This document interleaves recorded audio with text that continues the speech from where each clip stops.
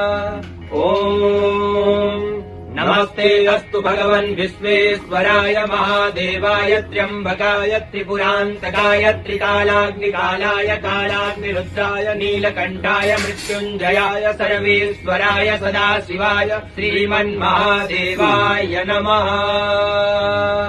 ॐ नमस्ते अस्तु भगवन् विश्वेश्वराय महादेवाय त्र्यम्बकाय त्रिपुरान्तकाय त्रिकालाग्निकालाय कालाग्निरुद्राय नीलकण्ठाय मृत्युञ्जयाय सर्वेश्वराय सदाशिवाय श्रीमन्महादेवाय नमः।